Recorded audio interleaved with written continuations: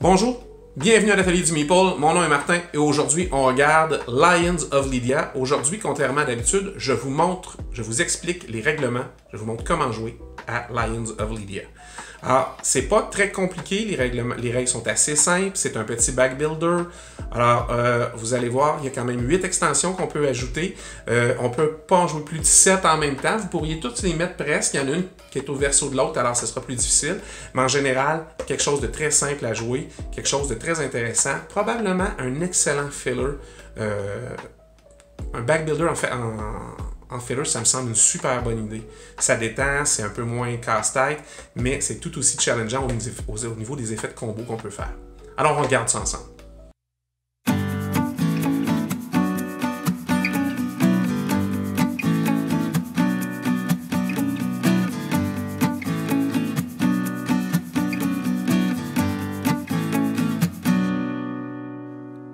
Alors, mise en place pour Lions of Lydia. D'abord, vous devez mettre le plateau au centre, mettre un plateau individuel à chacun des joueurs. Là, on va faire une mise en place pour 2 joueurs. Vous devez tout d'abord, au centre, placer la fontaine. Si vous n'avez pas la fontaine du Kickstarter comme ça, elle vient avec une petite pastille pour la remplacer. Alors, vous pouvez mettre la pastille au centre, ça représente la fontaine. Elle est dessinée là, la fontaine. C'est juste un élément 3D qu'ils ont rajouté dans le Kickstarter. C'est pas grave. Vous devez placer les différentes portes vis-à-vis des couleurs. Alors, bleu, jaune, vert et rouge. Chaque porte est un endroit où magasiner marchander des ressources différentes. Que ce soit la pierre, le vin, la bouffe, ici, voyons le bétail. Il y en a à chaque place. Vous devrez mettre au centre un meeple de chaque couleur près de la fontaine. Alors, vous avez 4 meeples. Je le sais, c'est un peu triste. Ils n'ont pas pensé à faire ça pour ceux qui sont daltoniens. Il y a du vert et du rouge. Alors, vous en mettez 4 près de la fontaine. Vous en avez 4 autres à placer au hasard. Alors, ma suggestion, moi, je les brasse, j'en sors un. Je me dis, je commence ici. Parce que vous ne pouvez pas en mettre un vert sur le vert ou un jaune sur le jaune. Fait que je rebrasse un bleu, ça va bien. Je vais dans l'ordre de... Un jaune sur le bleu, ça va. Et on va avoir un rouge sur le vert. Ça va aussi. Alors, vous en avez un à chaque section comme ça. Pour ce qui est de la mise en place, vous avez des cartes mauves, des cartes jaunes et des cartes dorées.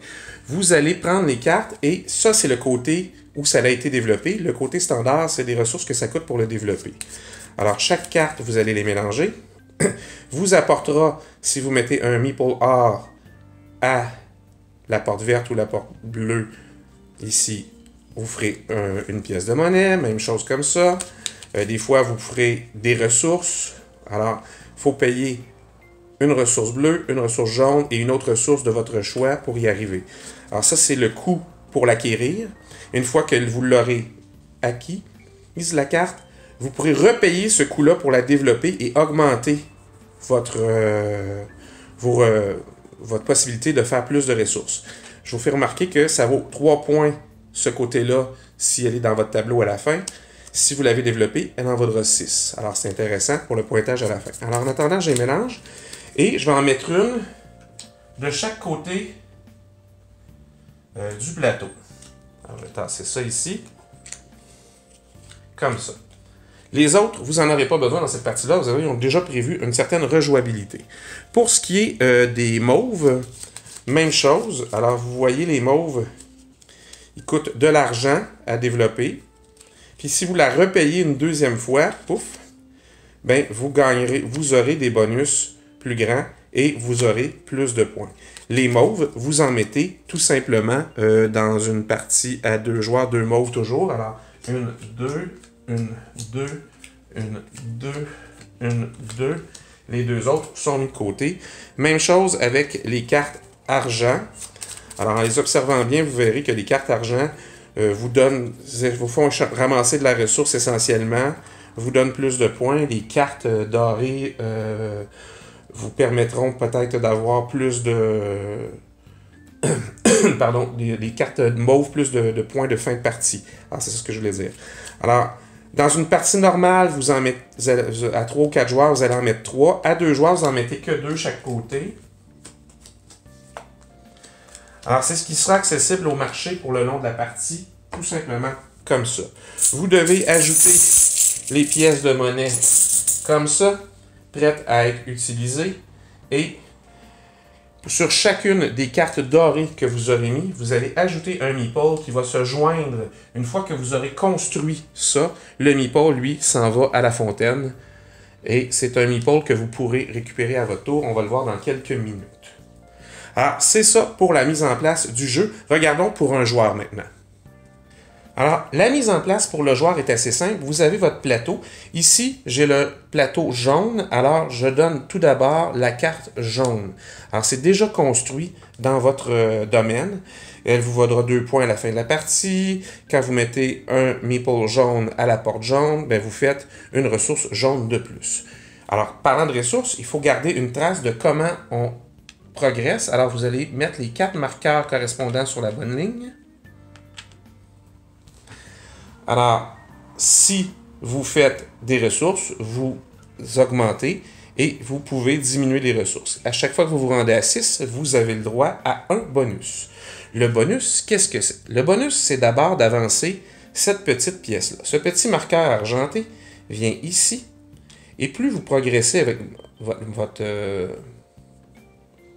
marqueur, plus vous pouvez augmenter votre domaine. C'est-à-dire qu'ici, vous avez le droit à 3 cartes. Ici, on met par-dessus le meeple or, parce que quand vous allez ici, vous allez débloquer le meeple or et il va entrer en jeu. Alors, c'est pratique. Ici, votre domaine pourra augmenter à 8 cartes, vous ferez immédiatement 2 pièces. Ici, votre domaine va augmenter à 9 cartes, vous ferez immédiatement 3 pièces. Et après ça, ici, c'est des points de victoire. Et là, les points ne sont pas cumulatifs, c'est-à-dire qu'à la fin, si vous êtes rendu là, vous ferez 10 points et non 14. Ce n'est pas une addition, c'est vous faites les points de où vous êtes rendu comme ça. Alors, c'est important de faire avancer et vous ne perdez pas les ressources quand vous arrivez ici. Alors, vous arrivez à 6, vous n'êtes pas obligé de dépenser la ressource pour avoir droit à votre bonus. L'autre bonus, ce sera de construire gratuitement quelque chose autour de la table. Alors, vous voyez ici, soit vous avancez votre marqueur, soit vous payez, pas vous payez, mais vous construisez gratuitement. Alors, c'est intéressant. Alors, pour vous, les ressources jaunes peuvent aussi remplacer n'importe quelle autre ressource. C'est quand même intéressant. C'est un petit avantage quand vous êtes le joueur. Les 4 plateaux ont ce même type de choses. Dernière chose, vous allez vous prendre un meeple des 4 couleurs principales, OK? Et vous allez le mettre dans votre sac à vous. Alors, vous êtes prêts à commencer à jouer à Lions of Lydia. Alors, un tour de jeu dans Lions of Lydia, c'est assez simple. Vous avez vos 4 meeples dans votre sac. Vous pouvez regarder ce que vous avez. Alors là, c'est le début, je n'ai un de chaque. Si vous ne vous souvenez plus, là, vous avez le droit avant, mais mettons, quand il y a le temps de piger, vous ne regardez pas, là. Vous n'avez pas le droit. Alors, je pige un. J'ai des grandes mains, fait que c'est juste assez grand. Ça fonctionne assez bien. Oh, un meeple rouge. Wouhou! Alors, votre meeple, vous allez faire quoi avec? Vous allez le poser. Vous pouvez le poser d'abord à une porte pour aller chercher des ressources. Alors, idéalement, si je venais le porter ici, je ferais une ressource rouge pour le meeple, une deuxième pour la porte. Ça ferait que je ferais 2 ressources rouges. Quand même intéressant, mais ça arrête là, mon tour de jeu. Alors, ce qui est plus intéressant à faire peut-être, c'est de venir le mettre ici. Alors, tout d'un coup, je fais quand même 2 ressources rouges, mais je fais aussi une ressource verte parce que je suis à la porte verte. Et comme ils sont 2, et à chaque fois qu'ils sont 2, les meeples vont descendre à la fontaine comme ça. Pourquoi c'est important? C'est parce qu'après que vous ayez fait ça, bien, tout d'un coup, tous les meeples à la fontaine font partie de vos choix pour remettre. Parce qu'il n'y a jamais plus que 4 meeples dans votre sac. Alors, moi, j'ai jaune, puis quand je place des meeples jaunes, j'ai des bonus. Fait que je vais aller chercher le seul meeple jaune qu'il y a là, et je vais le mettre dans mon sac. Alors, c'est le premier cas de figure qu'on peut avoir. Deuxième cas intéressant, c'est que si je pige un meeple, et là je triche, mettons j'en ai pigé un jaune, wouhou, je vais le porter à la porte jaune. Alors je fais 2 ressources jaunes parce que je suis à la porte jaune, parce que j'ai 2 meeples, et j'en fais un troisième parce que je suis à la porte jaune. Wow, super, j'ai 3 ressources jaunes. Mais je suis le joueur jaune aussi. Et à chaque fois que je mets un meeple jaune à la porte jaune, je fais une ressource supplémentaire de jaune. Alors, je serai rendu à 4. Alors ça, c'est un cas intéressant. Vous pouvez augmenter vos chances de synergie avec votre tableau. Évidemment, ces deux-là viennent ici. Vous pouvez reprendre le même meeple que vous avez joué et le remettre dans votre sac. Il n'y a aucun problème. Alors, autre cas intéressant, je pige. Oh, je repige un meeple jaune. Surprise. Et je viens le mettre ici. Alors, ce qui est intéressant, c'est que je vais faire 2 ressources jaunes. C'est parfait. Je tombe à 6. À 6, je peux prendre mon bonus d'avancer.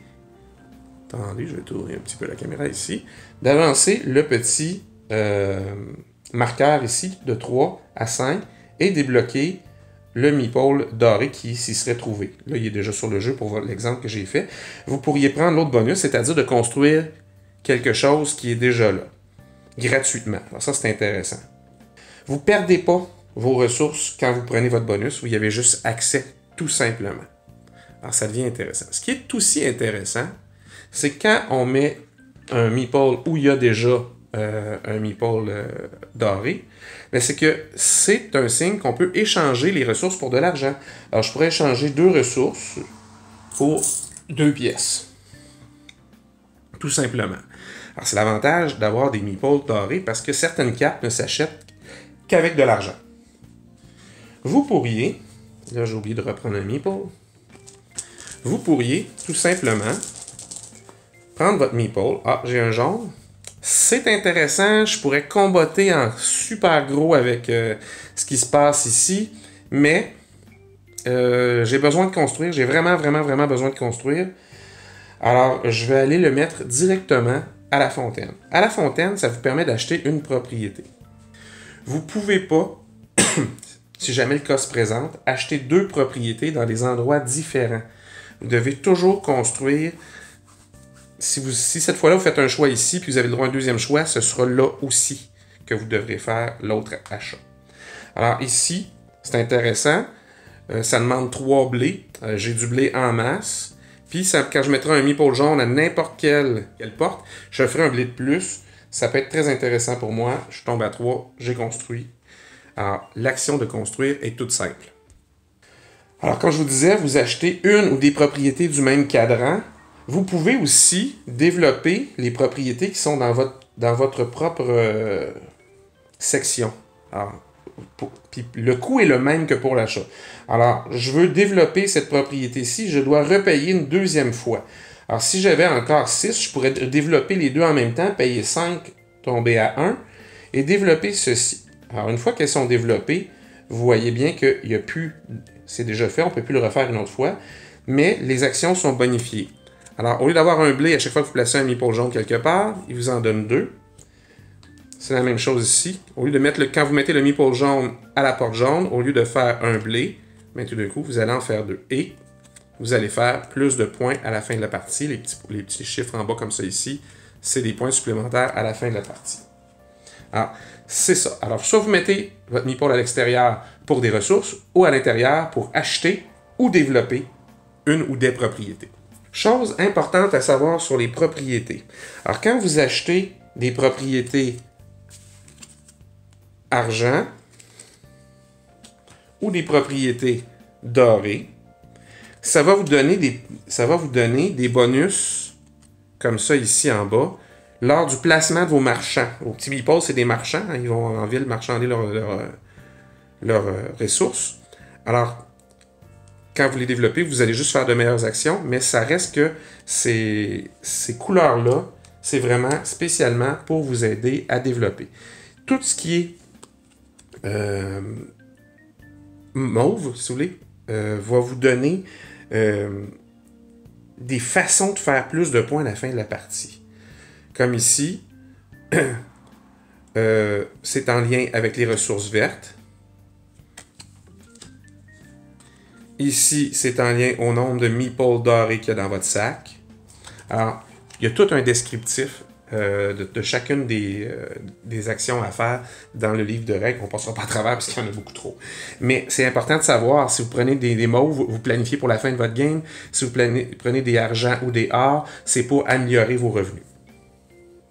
Fin de la partie pour Lions of Lydia. La fin de la partie se déclenche lorsque un certain nombre de propriétés ont été construites. Si vous jouez à 2, ce sera la première personne qui va construire 8 propriétés. À 3, 7 et à 4, 6 propriétés. Fait que le premier joueur, celui qui me déclenche la fin de la partie, va prendre la fontaine pour 1 point supplémentaire. Puis les autres joueurs vont tous faire un dernier tour. À la fin, qu'est-ce que vous additionnez? Bien, vous additionnez vos propriétés. Alors, les propriétés, c'est les chiffres qu'il y a dans le bas ici, sur vos cartes argent et vos cartes or et vos cartes gold. Vous allez additionner sur la piste d'influence où vous êtes rendu. Très important également. Vous allez faire les combos des cartes mauves. C'est important.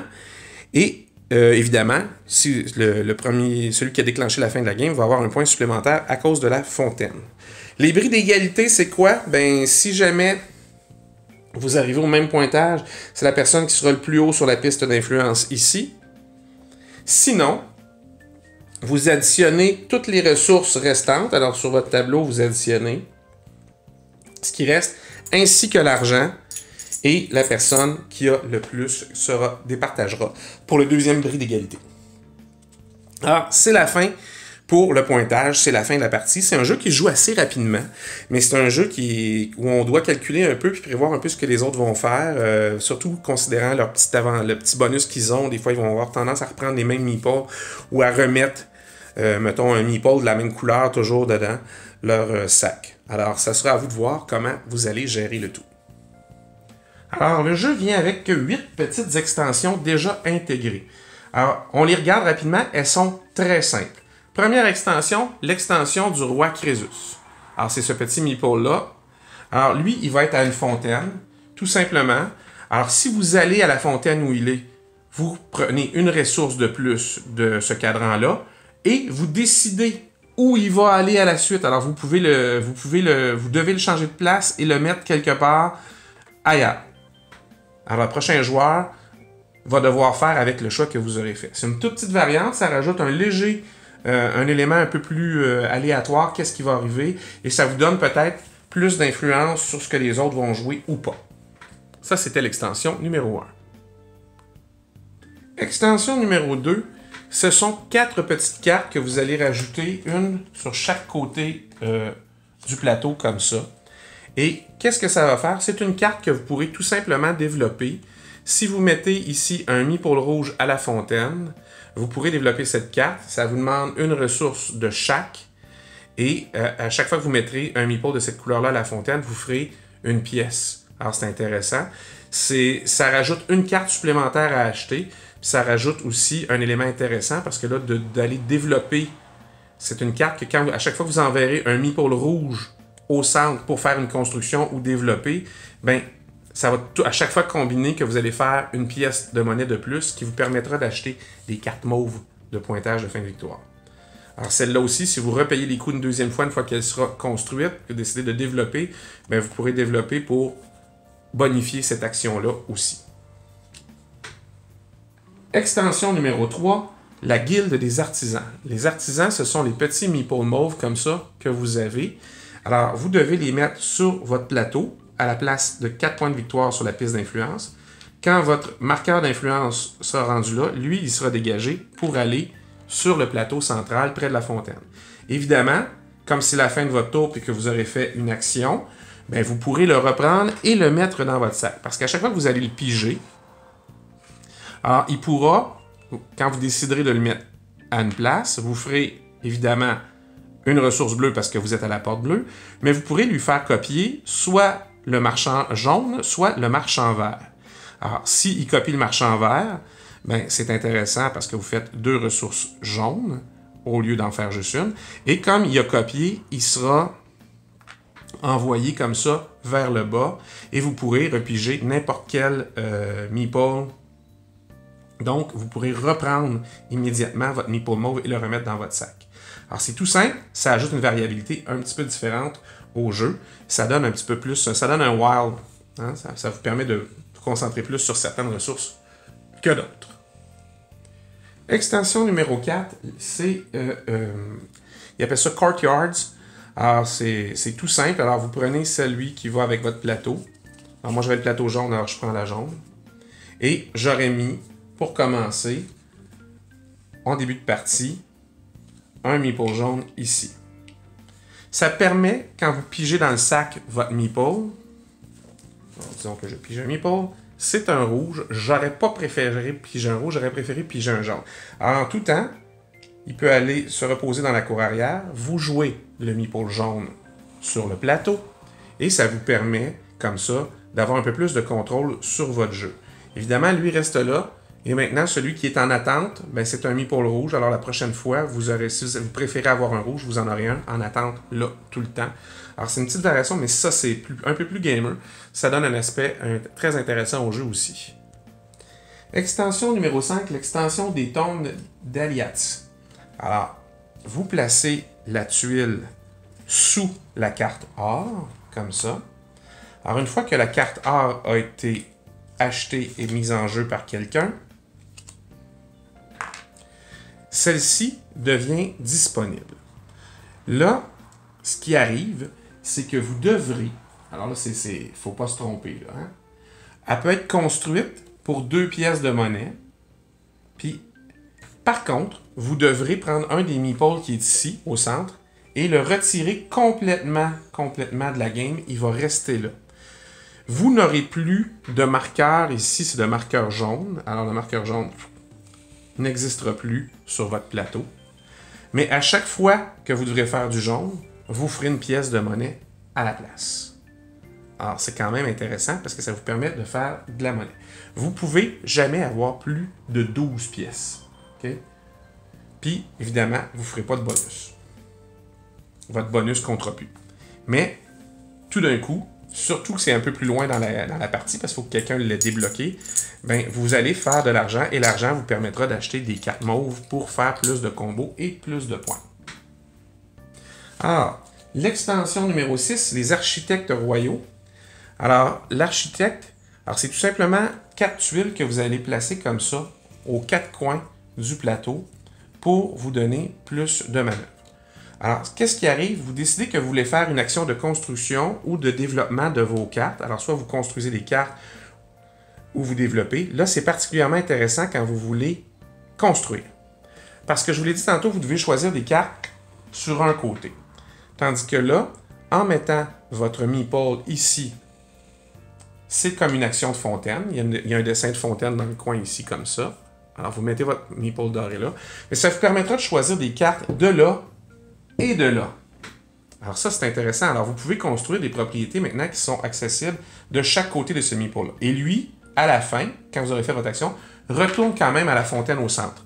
Donc, vous pourrez aussi le récupérer puis le remettre dans votre sac immédiatement, parce que je vous le rappelle, à la fin de votre tour, vous devez toujours remonter le nombre de meeples dans votre sac à 4. Alors, très intéressant. Un beau petit ajout au jeu, celui-là.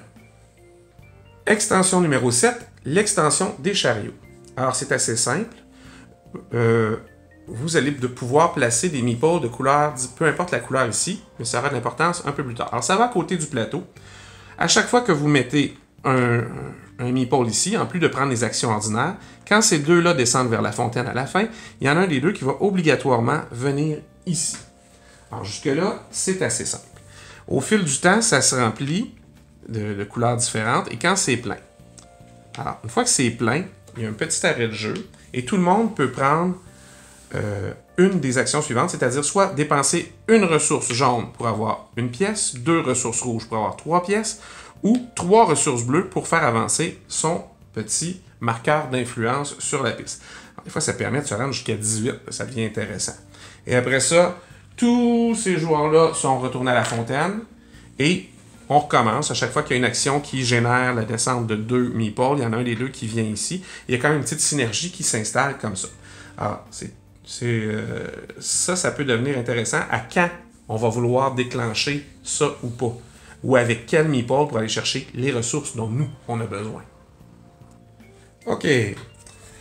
Extension numéro 8, les propriétés. Alors, la propriété va aller en début de partie comme ça. Vous allez mettre la carte hors de ce côté-là dessus et le meeple. Alors, la carte ne peut pas être construite tout de suite. Faut la tuile. Il faut d'abord que ça se soit disparu comme ça. Et vous pouvez, pour 3 pièces, évidemment, alors ça coûte assez cher, la construire. Vous devrez la prendre et la construire sur une de vos propriétés or ou argent. Et vous allez sacrifier ici, comme ça, la production en le mettant comme ça par-dessus. En vous laissez dépasser que le pointage. Alors, ça dit que vous ferez 2 fois ces points-là à la fin. Ça peut devenir intéressant parce que si vous avez une carte comme ici à 6, au lieu de faire 6 points, à la fin, vous allez en faire 12. Je vous ferai remarquer que ces tuiles-là sont au verso des tuiles de la tombe. Alors, c'est la seule c'est les 2 extensions que vous ne pouvez pas jouer en même temps parce que toutes les deux ont le même principe, ils vont sous la carte dorée. Alors, vous jouez soit un, soit l'autre. Parce que sinon, ça peut être mêlant s'il y en a la moitié qui sont virés sur un bord ou sur l'autre. Mais ça devient intéressant pour les points de fin de victoire.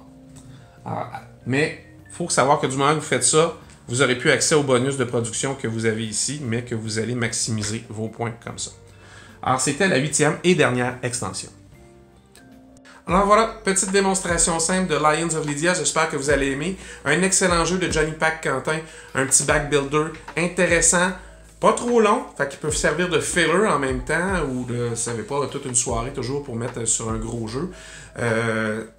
Vraiment, là, la pose d'ouvrier est originale. Alors, il n'y a pas juste la pige, il y a la pose de l'ouvrier avec des mécaniques changeantes comme ça. Ça vous permet vraiment de penser réellement, voulez-vous vraiment jouer ça? Qu'est-ce que ça laisse derrière vous comme possibilité pour les autres? Qu'est-ce que vous voulez ramener dans votre sac? Alors, des belles décisions à prendre et c'est un jeu très intéressant. Si vous avez aimé la vidéo, n'hésitez pas, abonnez-vous. Vous pouvez actionner la cloche si vous voulez être averti lorsqu'il y aura une prochaine sortie de prochaine vidéo. Et vous pouvez toujours laisser des commentaires dans le bas, ça me fait plaisir, j'y réponds toujours. Alors, à la prochaine, amusez-vous!